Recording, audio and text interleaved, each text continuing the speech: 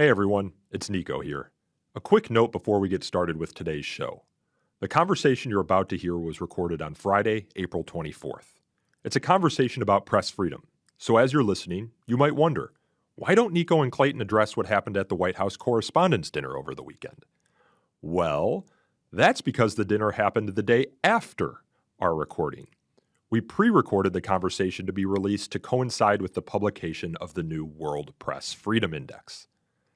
Now, as some of you might know, especially if you are in D.C., the White House Correspondents Dinner is an annual tradition meant to celebrate the First Amendment.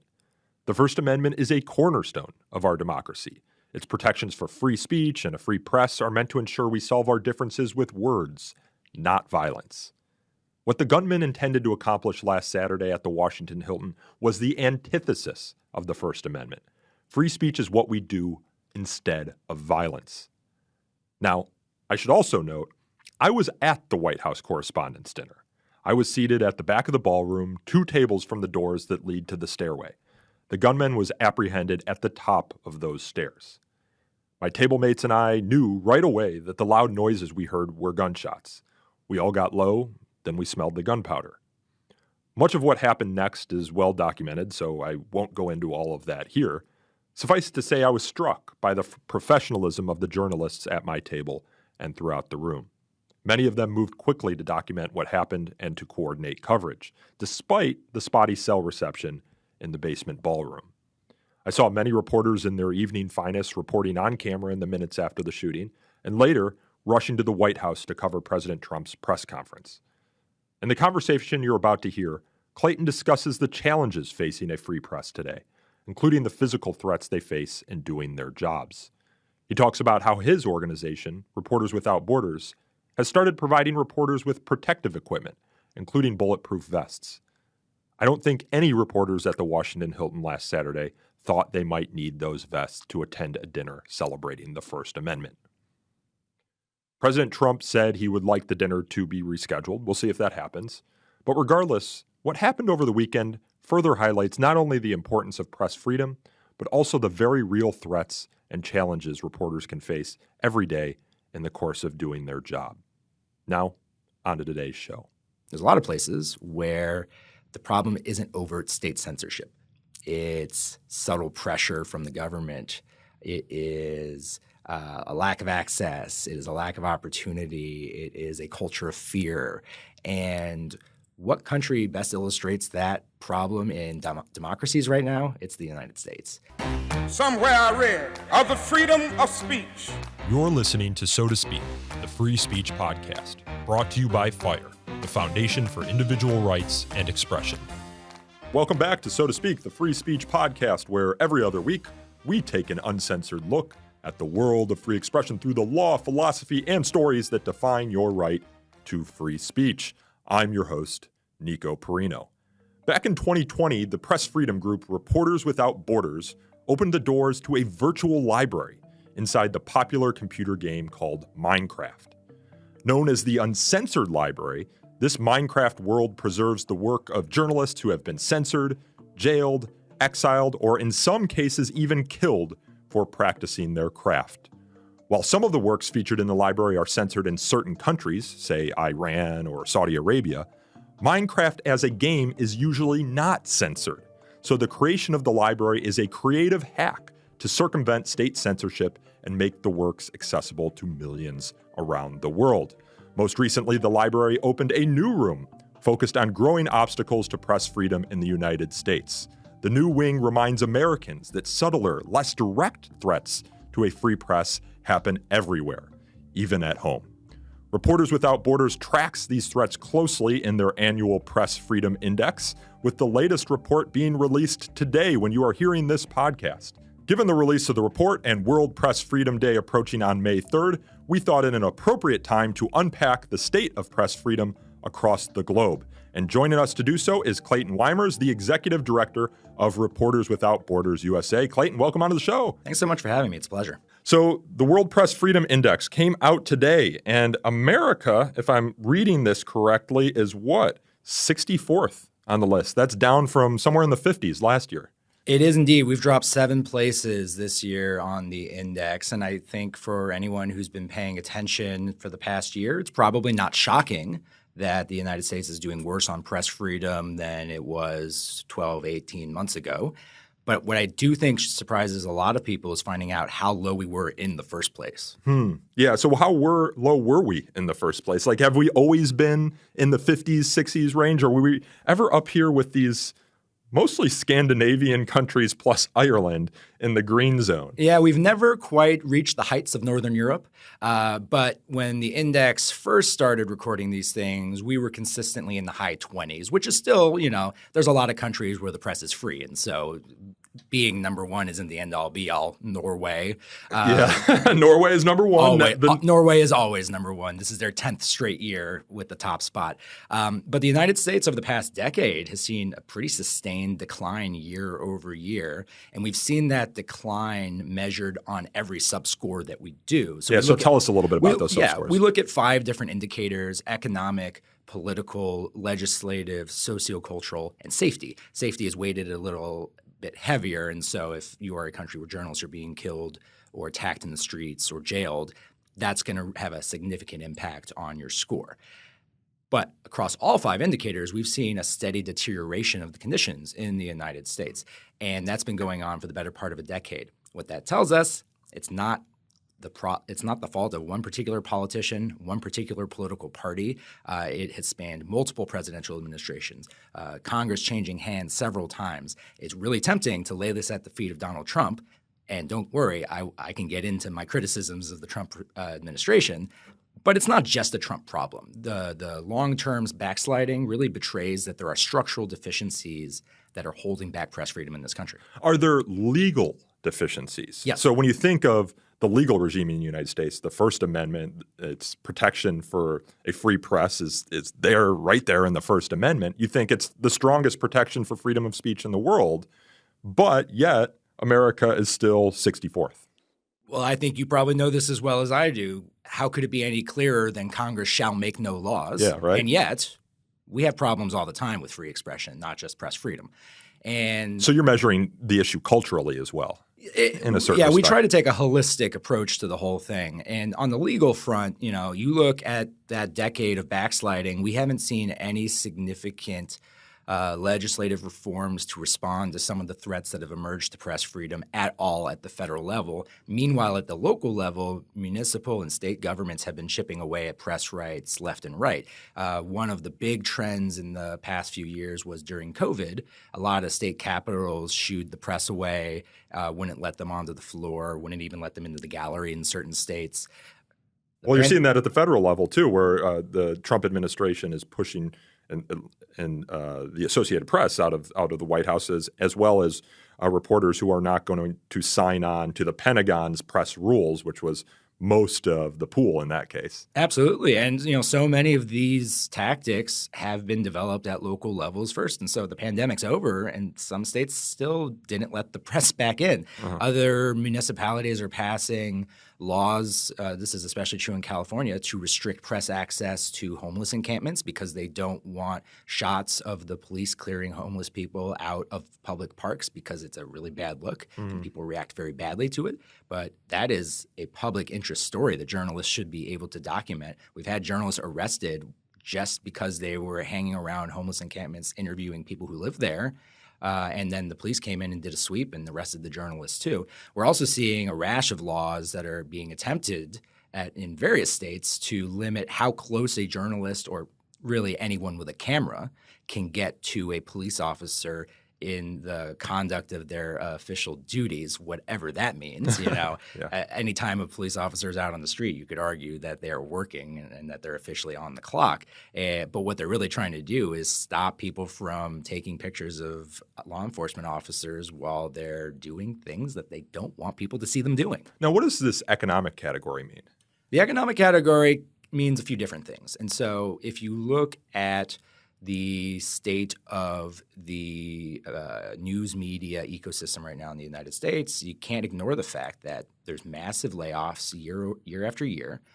Media outlets are shutting down, and it's especially happening at the local level. We talk a lot about news deserts and a crisis of local news. On average, 2 local newspapers close in this country every week. There's great research being done at Northwestern University with the Local News Initiative. They keep track of this thing. They have a really good interactive map that I would encourage people to take a look at after they've looked at our interactive map on rsf.org, which shows exactly where the news desert crisis is at its worst. There are tens of millions of Americans living in a county where there's no local news at all. So you kind of have to have news in order to have a free press. I mean, presumably you could have a free press without any reporters, but that wouldn't mean much. Yeah, it wouldn't mean anything. You know, we always harp on the 3 facets that we think are important for press freedom, which is safety, independence, and plurality.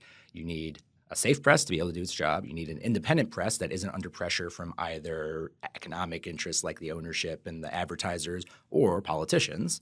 And then you need pluralism. You need a lot of different voices in that marketplace of ideas. Otherwise, you're not really getting the full picture, right? Yeah. So let's talk about the Trump administration a little bit. What are the biggest threats that you see coming from that administration that would play into these rankings? Oh, I mean, that could be the whole topic of our conversation today.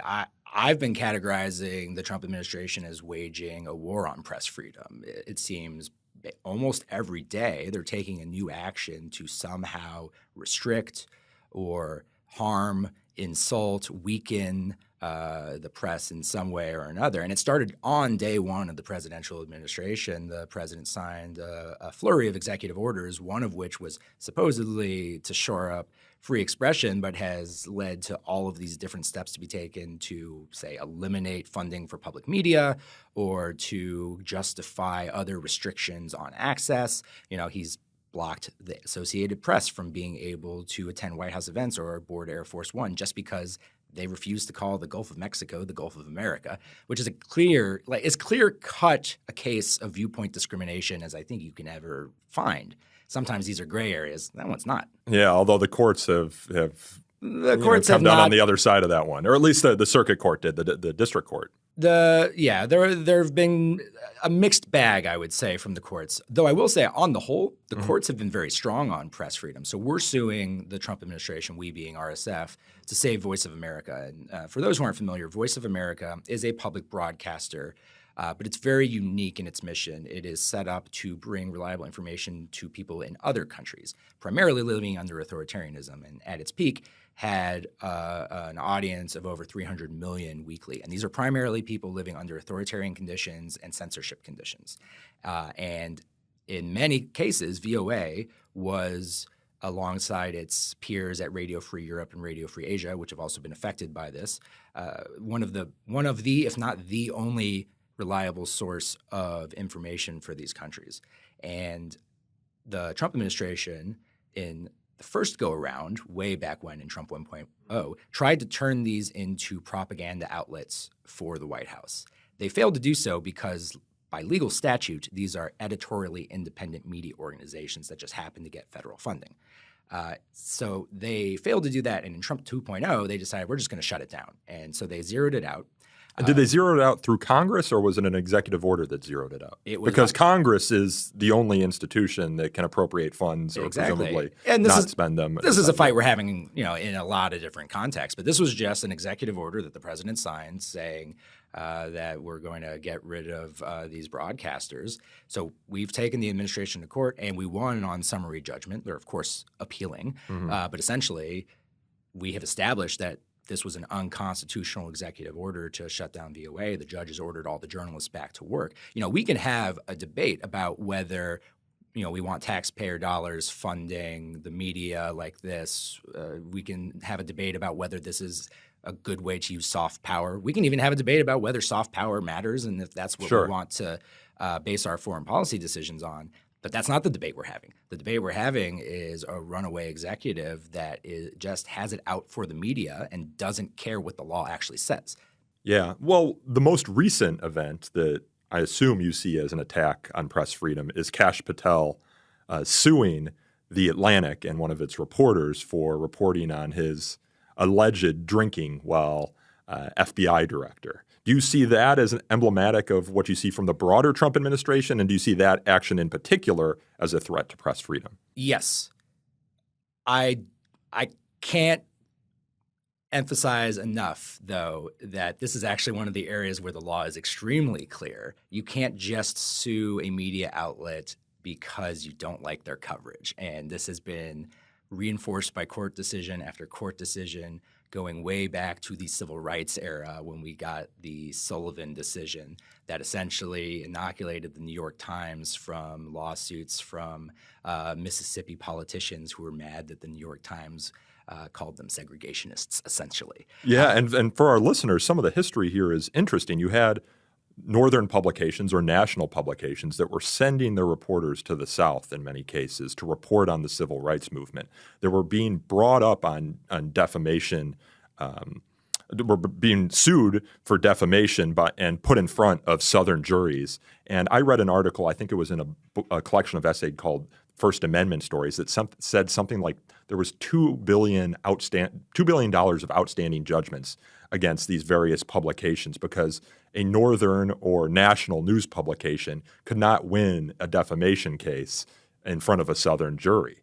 And so what happened with the New York Times here is they ran an ad that was meant to raise money for Martin Luther King and other civil rights activists in the South. There were some inaccuracies in that ad. They were sued by Mr. Sullivan in this case, not because Mr. Sullivan was mentioned in particular in the ad, but because he was a sheriff or something like that, but because his office was mentioned, and he assumed that cast aspersions on his reputations or whatnot. And the court ended up saying in its ruling that in order for a public official, that is a government official, to win a defamation claim, the plaintiff in that case, in this case Sullivan, would need to prove actual malice, which is knowledge of falsity or a reckless disregard for the truth. Now, President Trump and others in the conservative ecosystem have had it out for the Sullivan Standard for many years. There have been some Supreme Court justices who have also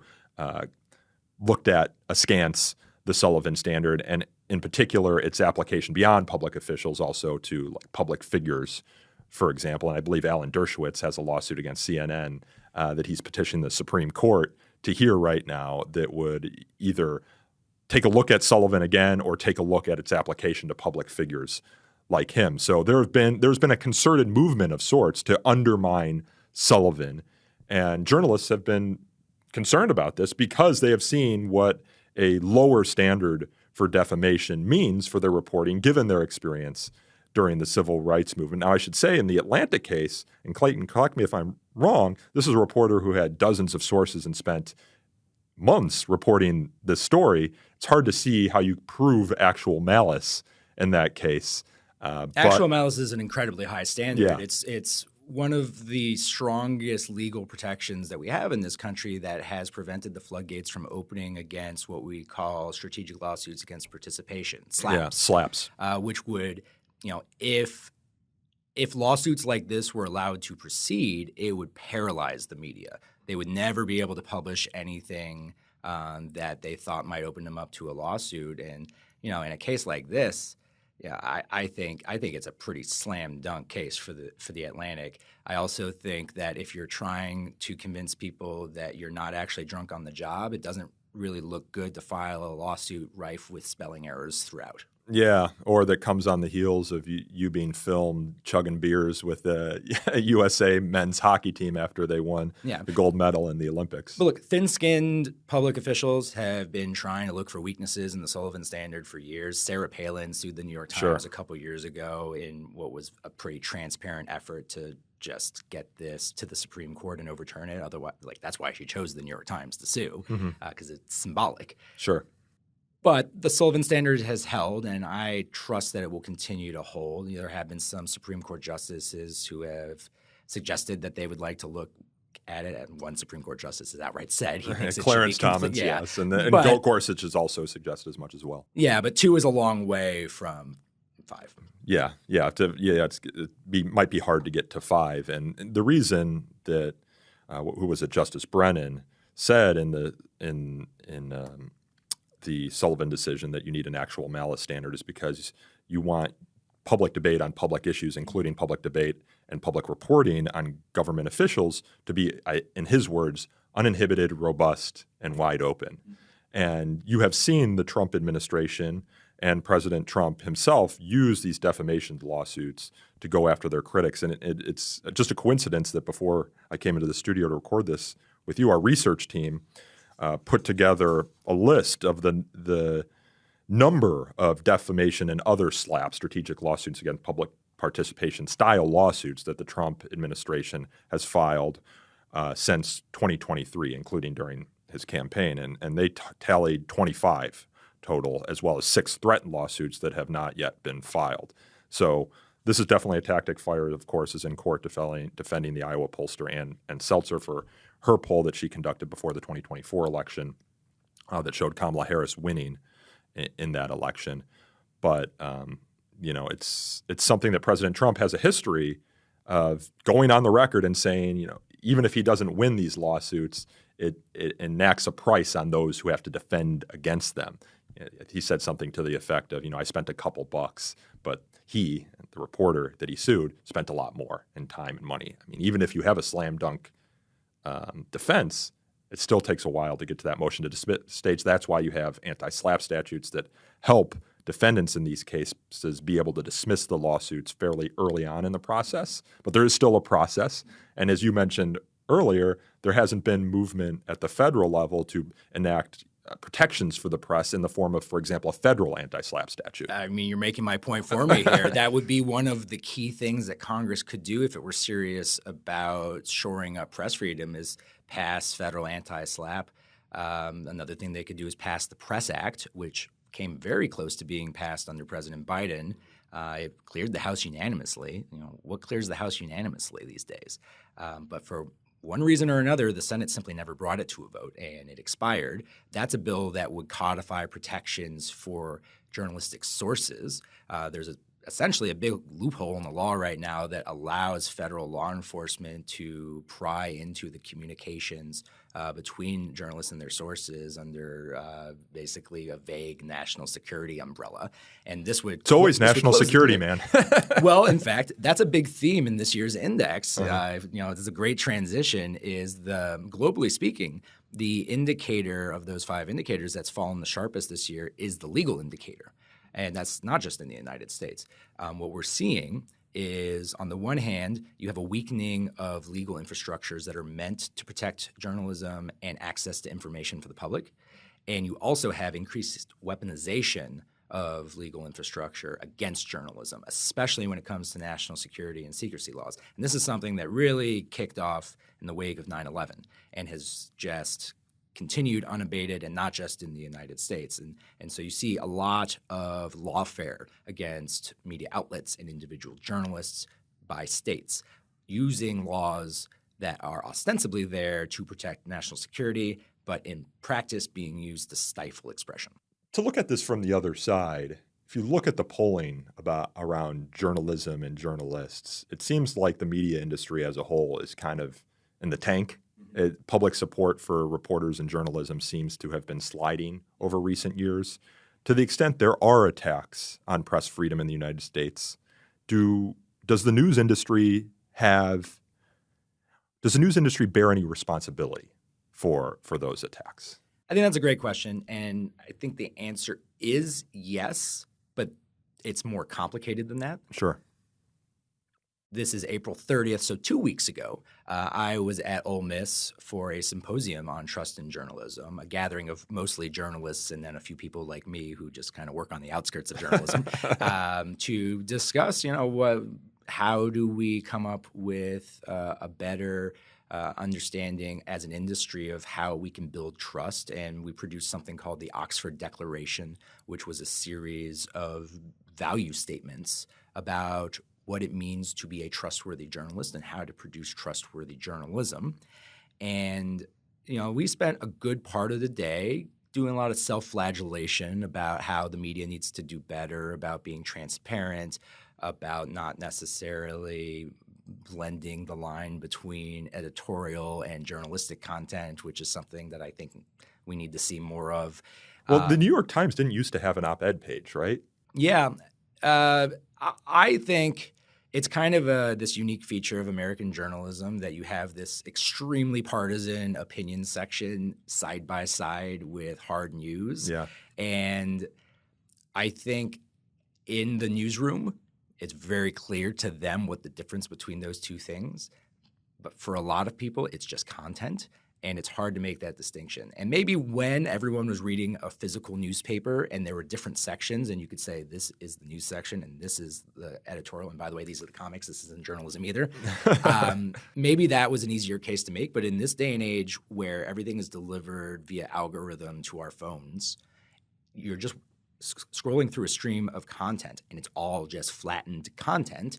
And that's not even just within the confines of a particular media outlet. So now you have this situation where journalism is competing side by side with other forms of content in a way it never has had to before. And that has all kinds of implications for the trust as well. Because if in the public consciousness, everyone is just consuming content and they're going from New York Times article to cat video to my ex's vacation photos to state-sponsored propaganda to hate speech, like just back and forth between all these different types of content. In your mind, it's all kind of equal. And so, yes, back to your question, the news media need to look to themselves to find ways to earn the trust of the public, but they're not the only ones to blame.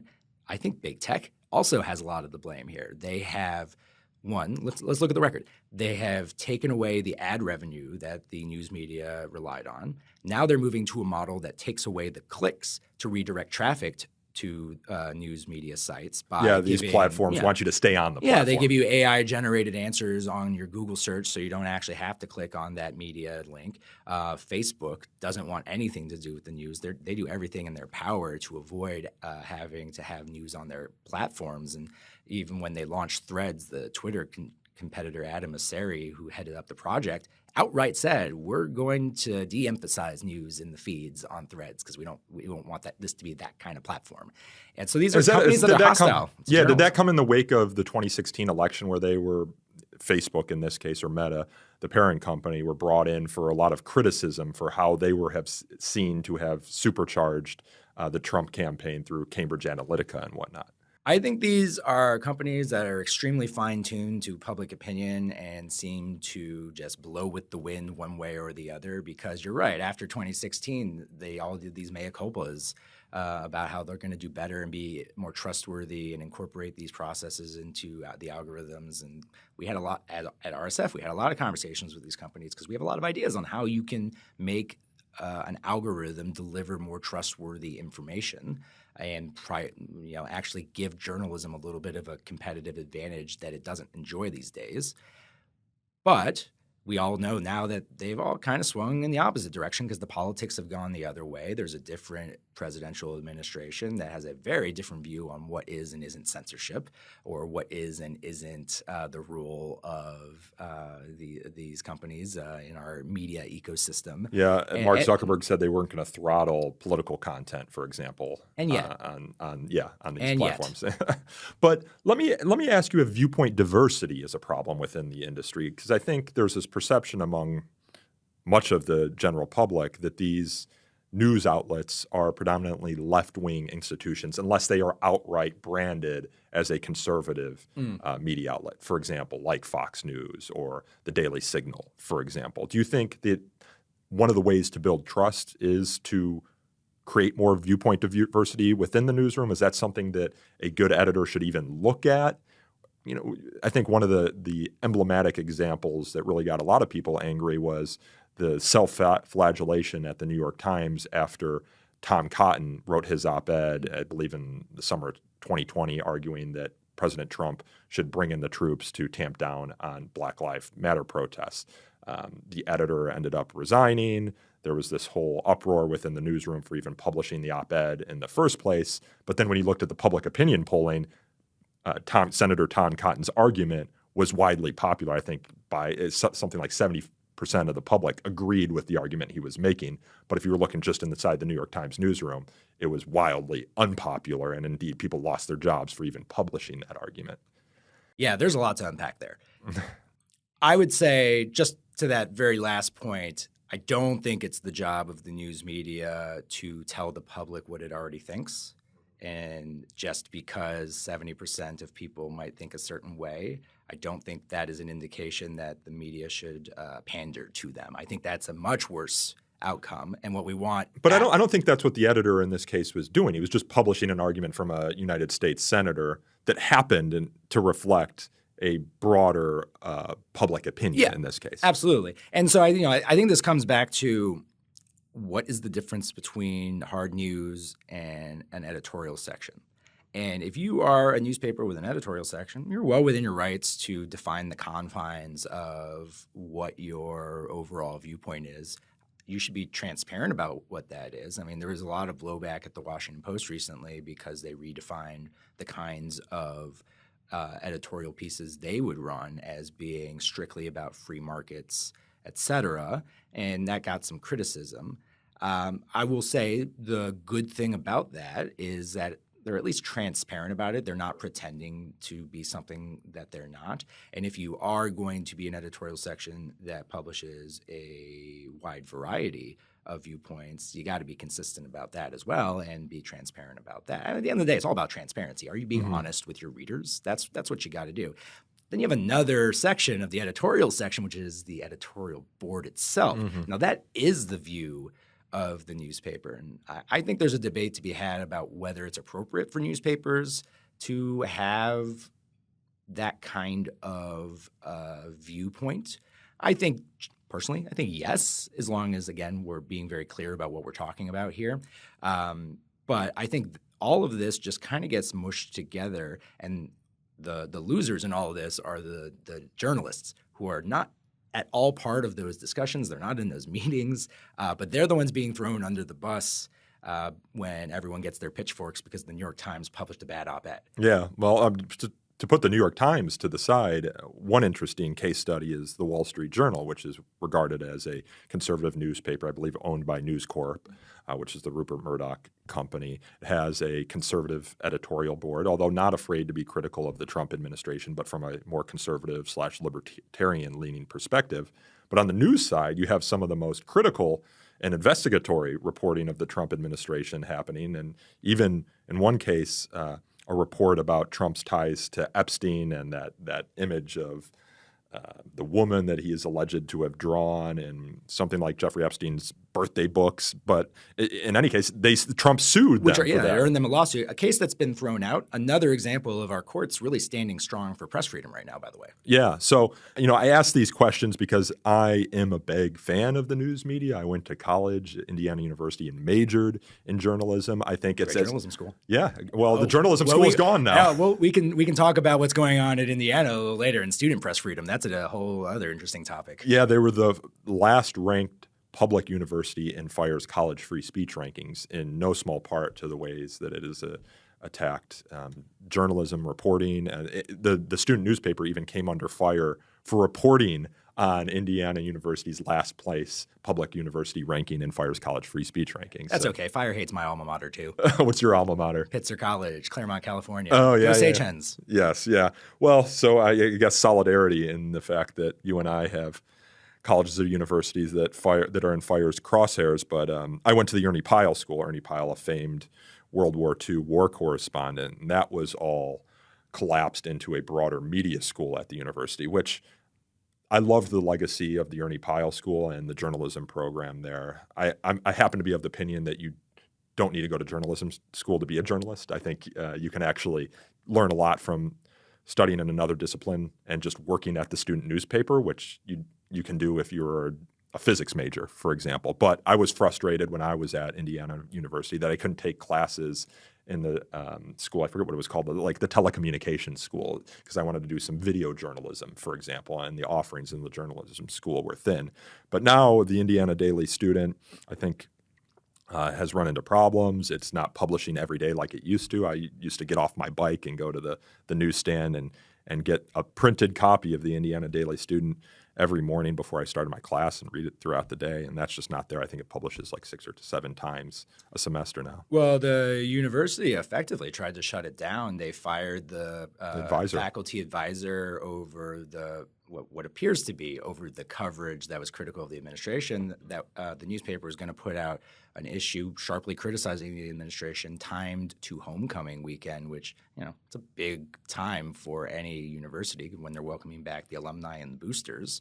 And so they got ahead of that by saying, oh, actually, you're not going to print anything ever again, starting with this issue. And we're firing the faculty advisor, and we're going to be looking at the editorial independence of this newspaper.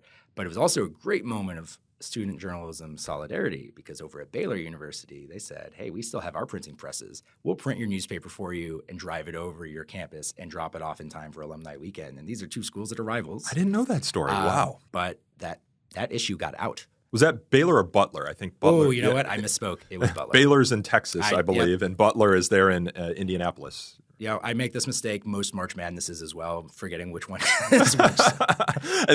Thank you for that fact check. There are a lot of people that get Indiana University wrong, call it the University of Indiana. I'll never forget, I read a popular book about Washington, D.C. called This Town, and the author of that book referred to my alma mater as University of Indiana, and I shook my fist at him. But I was saying I'm a big fan of the news media, in part also because of just the media ecosystem that we live in right now, where you have a fast-moving news cycle, you have social media, you have artificial intelligence.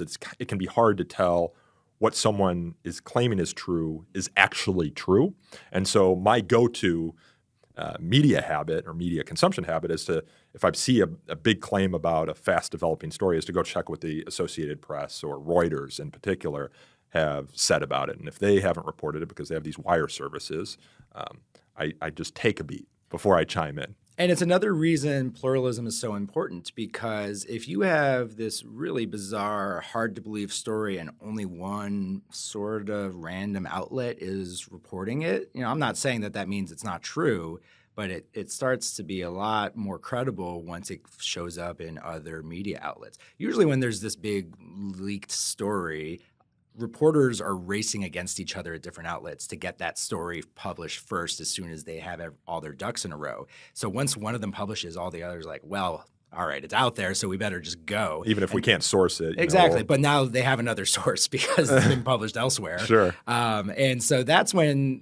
pluralism acts as a trustworthiness indicator in a sense, because the media keep each other honest. If you only have a few sources, that's bad. If we get to a place, and this is what really worries me about the state of the news media ecosystem, is I'm not worried about the New York Times. I'm not worried about the Wall Street Journal. They're profitable. They're growing. They're doing well.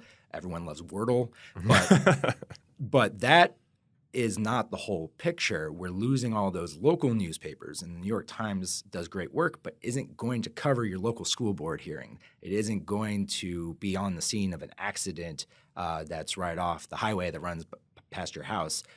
They're not going to be investigating the local factory that might be polluting well, they might be. But, you need local reporters to do that, and you're not going to get that if we end up in a place where the media is so concentrated in New York and maybe LA and DC. That's what we're really losing. And that drives more distrust, by the way, because the media suddenly reflects the communities a little bit less. If you don't have journalists who live among you, who are reporting stories close to you, close to your home, and all you're getting from the news is national stories that occasionally parachute in when something bad happens in your hometown, that makes you distrust the media because it's not for you. And the people writing the stories don't have the sort of life experiences that could help inform those stories. For example, if you're living in New York or LA, you're probably on the left of the political spectrum. You might have never owned a gun or shot a gun. You might have never worked on a farm, for example.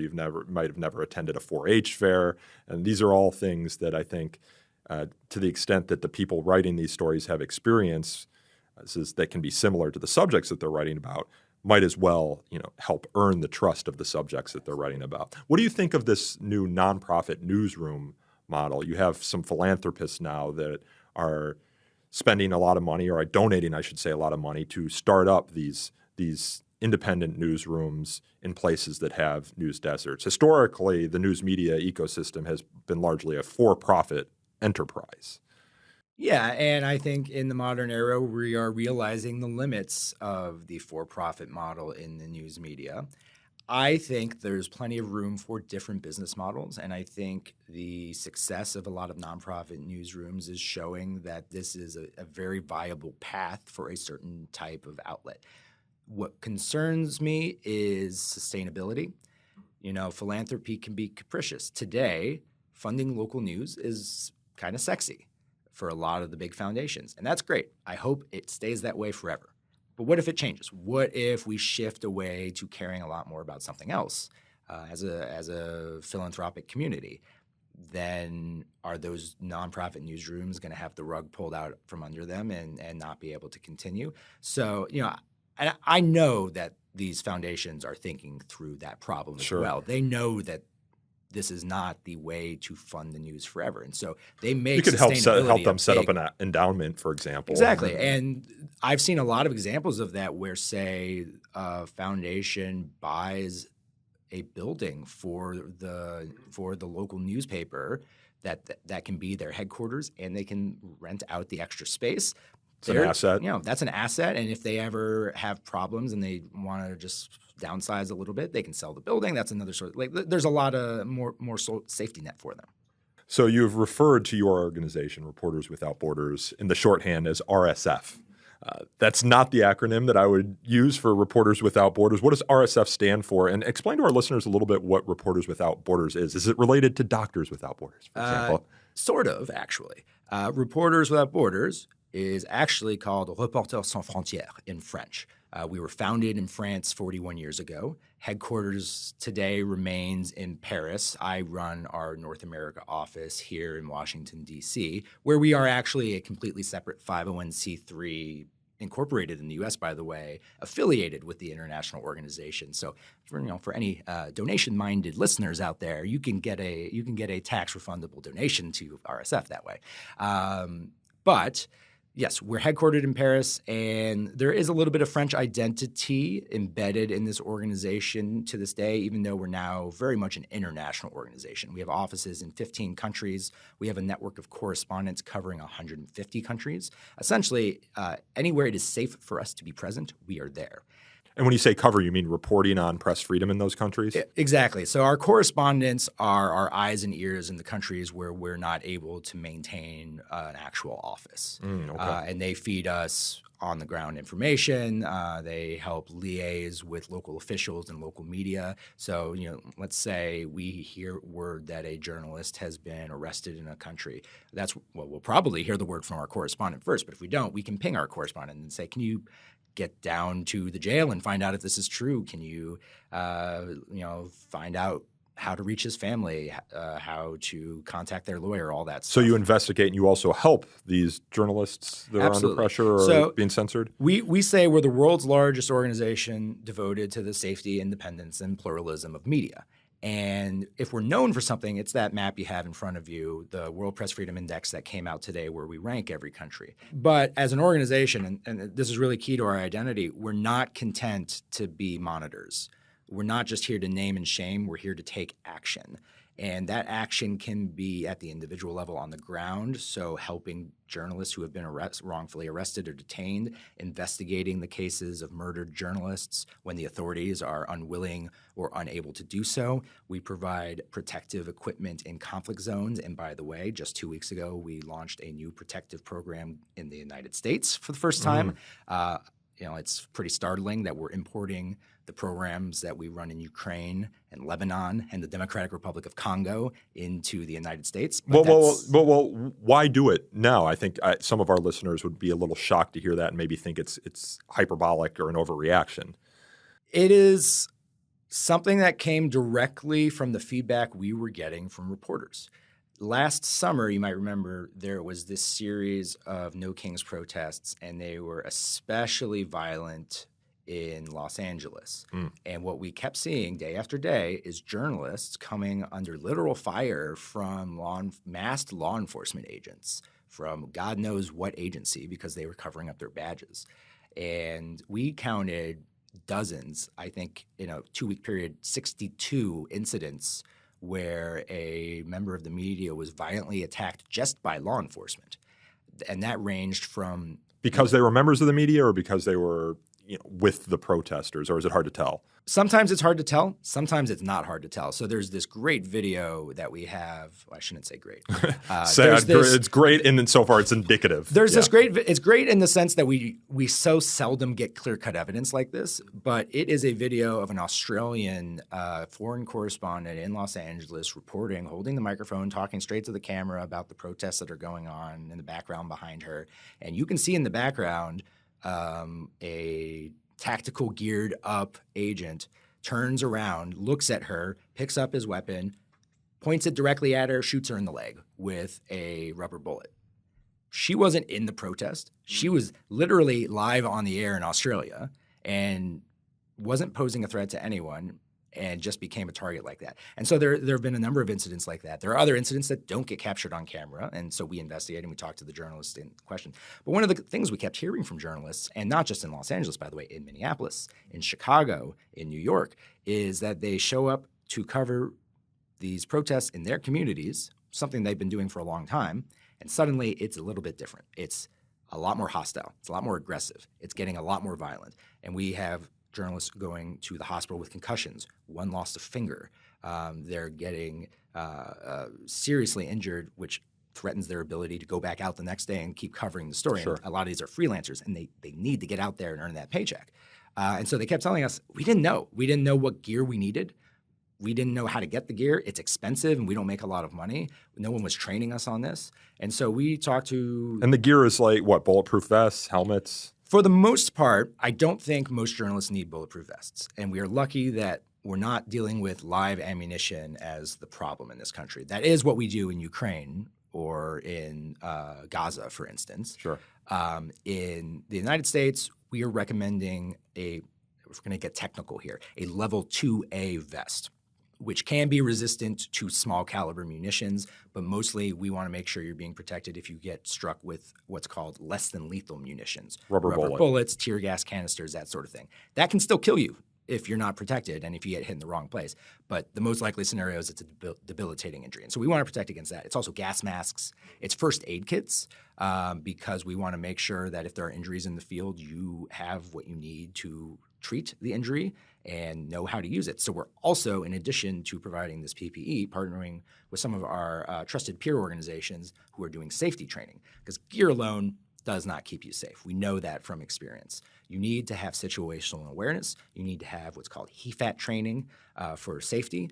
And nothing is a silver bullet. It's not going to solve all the problems, but we can at least help journalists do their jobs a little bit more safely this way. You mentioned freelancers. We're seeing a lot more freelancers in the journalism space with the advent of Substack and Beehive, for example. What do you think generally of these platforms that allow individual journalists to build their own following, so to speak, separate from an institution that they might have been, or in many cases were affiliated with before? CNN, Don Lemon is on Substack, for example. You have reporters leaving the Washington Post or the New York Times and starting their own Substack to monetize their following and their writing. But it's definitely a reflection of where the news media economy has gone, because there are fewer jobs in journalism, but there's no less need for journalism. And so a lot of journalists have found it's just easier and more profitable to set out on their own and do their own thing that way. And I think that's great. I think it comes back to what I'm saying about pluralism. We need a lot of different sources of information. We need a lot of different ways to reach people. But let's also be real about the limitations of that approach. If you are a solo independent journalist running a Substack, you can do great work, but you're not going to have the backing of a major media organization that can provide you with a lot of staff to do in-depth investigations. Or the time. The time to spend months reporting out that Kash Patel story at The Atlantic, for example. Yeah, seriously. If you want to do really, really in-depth investigative pieces, you can't live on Substack by publishing every 3 months. It's not there's no economic model that makes that worth it. I know everyone gets into journalism wanting to be a New Yorker columnist that writes 5,000 word think pieces. And yeah, to an extent, that's not a realistic path in the journalism field, sure, except for a very lucky few. But at the same time, there's all kinds of journalism that you can't just do by yourself. You need a team. Yeah. Yeah, and I know we know and are close with Chris Best and Hamish McKenzie, who founded Substack. So if you guys are listening, that might be a place where you can invest some money and provide some Substack reports for journalists who want to come to Substack, but maybe publish 3 or 4 pieces of deeply investigated reporting a year. I don't know. So what's your background? Do you have a history as a journalist? I was the editor-in-chief of the high school newspaper, after which I promptly retired from journalism. No, I'm not a journalist. I'm a little bit of an interloper in this world. I joined RSF as our advocacy director in D.C. I have a background in political campaigns, actually. Okay. And so that transition made sense, and I've just since become the North America director. But I would say globally, RSF staff are half and half journalists and something else. So we have lawyers and fundraisers and other investigators, people who may have some journalism in their background, but not entirely. And it's an interesting place to work because we have sort of a newsroom identity in how we approach things. And it's very important to us also to follow journalistic ethics in everything we publish, lead by example in that way. But we're not really a news organization, even though we publish investigations and reports and that sort of thing. We are kind of at the same time a media organization, but at the same time not a media organization, if that makes any sense. Yeah, you sound a little bit like FIRE. So FIRE has a research department. We put out reports, but we also do advocacy work, litigation and non-litigation advocacy. We also have an educational component to what we do. We put on some conferences. So you guys aren't just a think tank. No, in fact, I would say we're definitely not a think tank. Yeah. That conjures up images that I think are very antithetical to the RSF identity. To be honest, we're doers. We're out there doing things. So I talked about PPE, but we've got this thing on Minecraft called the Uncensored Library that you alluded to before. We've got a satellite package that beams Russian language journalism into occupied Ukraine and Western Russia so that Russian speakers can still get access to the news. We've got technology that mirrors newspapers' websites in countries where they're censored so that they can get around the censors and continue to deliver the news to their audiences while they're operating in exile. So we're always looking for ways to actually combat the enemies of press freedom. Yeah, well, let's talk about that Minecraft world now. It's called the Uncensored Library. This is actually what prompted Emily, our producer, and I to decide that we wanted to reach out to you to come onto the podcast, because this is just a incredibly creative piece of advocacy, an incredibly creative way to advance the mission. The New York Times on March 11th of this year published an article about the Uncensored Library titled "Where Censored Worlds Find a Safe Haven Inside Minecraft." Now, I have to be honest, I was not familiar with Minecraft before I read this article. I guess I was familiar with the name and had this vague idea that it was a game, but I wasn't familiar with what the game was about and why or how someone might be able to build a world that housed censored works inside that world, and how individuals in countries where those works are censored would be able to access this world through the game and access that content. So for our listeners who aren't familiar, what is Minecraft? It's like Legos on the computer? Yeah, Minecraft is the world's best-selling video game. It's an open-world game that's made up of these blocks of material, and anyone can go in and build things and make their own little world. And it's a great platform for this. It's extraordinarily popular with young people. And so, if you're not of a certain age or have children of a certain age, it's unlikely that you've ever encountered Minecraft. A lot of RSF staff had to ask their kids how to even find this thing. So you're definitely not alone in that. But this all started 7 years ago. And it's really the brainchild of my German colleagues over in RSF Berlin. And in true German fashion, it came about while they were sitting around having beers and discussing, isn't it interesting that video games still aren't censored in most of the countries where censorship is such a problem? And someone said, could we just put news in video games and get around the censors that way? And they're like, maybe. So they started exploring that idea, and they looked at a bunch of different games, and they realized Minecraft is perfect because it's so popular, because it doesn't really have that many restrictions. The only restrictions are basically you can't swear because it's for kids. So I shouldn't even say this, but One of the ironies in the Minecraft library is that we have to censor some of it because there are instances of foul language that we had to turn into. It's not your fault. We play it on Minecraft. Yeah. So yeah, there is a little bit of censorship in the Uncensored Library, but remember, there's 8-year-olds going in there, so I think that's okay. But we unveiled it 6 years ago on the World Day to End Cyber Censorship, which it always trips me up to say. There's a day for everything. There truly is. And we introduced it, and the thought was, cool, we'll publish some content from around the world. We built different rooms dedicated to different countries like Russia, Saudi Arabia, China, and it's in this great neoclassical architectural style library in the game. And, we just pulled a bunch of our favorite greatest hits of journalists we know who have been censored and who agreed to put their content in there. And we're like, yeah, this will be a good stunt for the Day Against Cyber Censorship, and then we'll move on.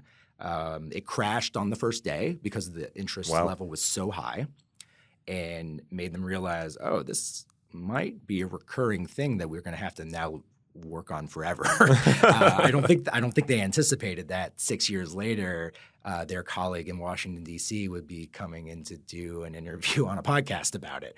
And so what we know now is that the library has been visited by over 1 million different people since in those 6 years. The books that are in it have been downloaded over 10 million times. So we know it's hugely popular. And it's kind of got this dual purpose now, which is, on the one hand, we can put the things that are censored and make them accessible to people in those countries.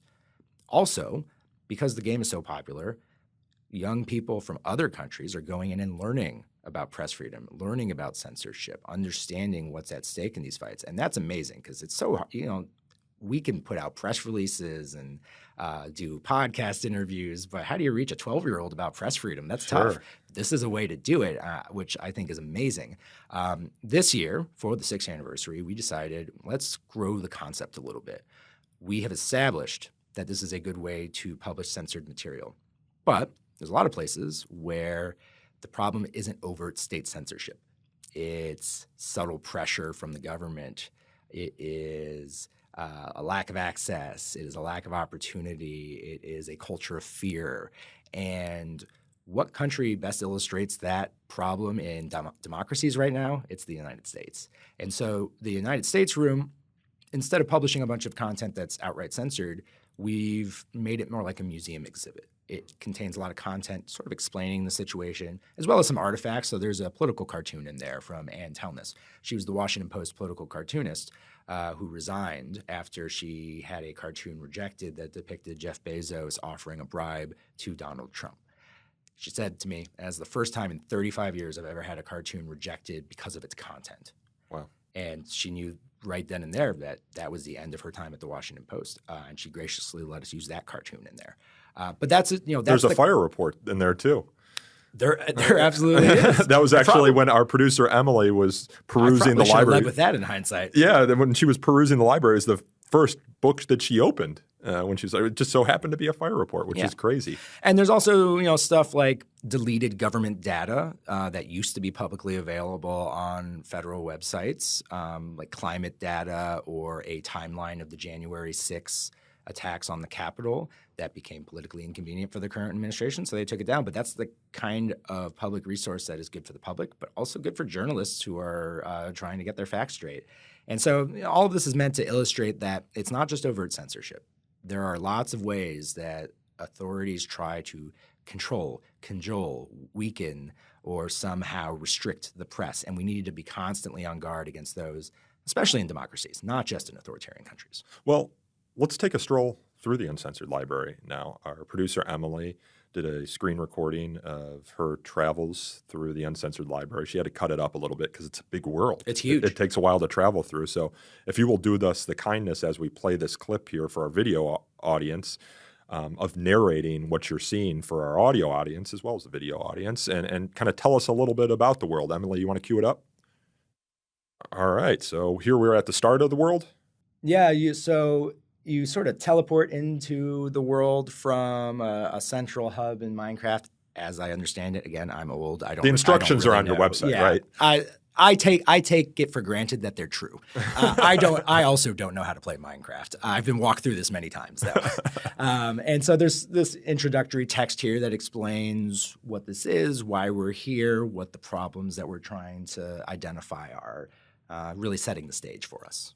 Gotcha. And there's this big, it almost looks like cloud icon that says truth, that's above what looks to be an ocean of some sort. And this book that introduces the world is on a pedestal. And now we're looking at the Uncensored Library from afar. Yeah, and to me, I'm always amazed looking at that. It's really a feat of design that a couple of designers who are passionate about both Minecraft and freedom of expression agreed to do for us on this, and they just did such a tremendous job. It's crazy good architecture. Now we're hovering above the central atrium. So this is the centerpiece of the whole thing, which is the Reporters Without Borders World Press Freedom Map, where every country is color-coded according to its relative press freedom level. And at the center of it is the index that is available as well. Yep. And this is the legend that tells you what each color says. Yeah, and you color code based on the restrictions. And I was afraid of this because we are recording technically before the day this comes out. Those rankings are not up to date. So we'll get those up to date, and you can folks can go look for themselves. You can walk or teleport to each wing of the library, and we just teleported to the United States wing. And we're standing in the center, and I believe there's a Statue of Liberty that's crying? It's crying, and actually that pool will continuously fill with water. Oh, wow. So if you stick around long enough, it will just get higher and higher. And there was the FIRE report, the executive watch on actions taken by the Trump administration to censor speech. And Emily here is walking and looking at the various reports and books. There's a transcript from the Stephen Colbert and James Tallarico interview. And now I believe we're in Saudi Arabia. Yeah, this is Saudi Arabia. The centerpiece here is a cage to symbolize all of the jailed journalists in Saudi Arabia.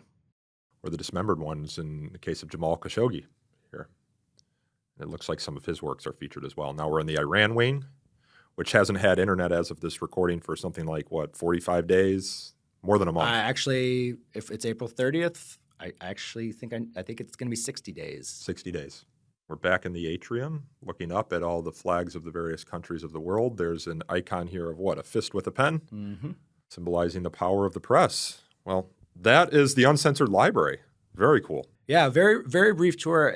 I really encourage those of you who know how to use Minecraft or have children who know how to check it out, because it really is impressive. This is one of those things that makes me so proud to work at RSF, and I just get to take credit for the excellent work that other people are doing that I get the pleasure to work with. Well, thank you. This has been a pleasure as well, Clayton. The organization, again, is Reporters Without Borders USA, and his organization's latest World Press Freedom Index is available now. We'll be sure to link it into the show notes, as well as link how to get access to this beautiful world called the Uncensored Library.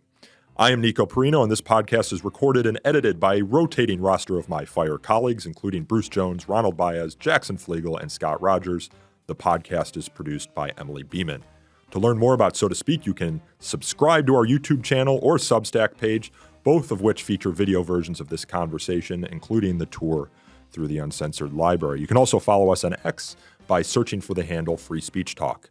You can send us feedback at sotospeak@fire.org. Again, that is sotospeak@fire.org. And you can leave a review on Apple Podcasts or Spotify. Reviews help us attract new listeners to the show. And until next time, thanks again for listening. The Foundation for Individual Rights and Expression, FIRE, and the Flame logo are registered trademarks of the Foundation for Individual Rights and Expression.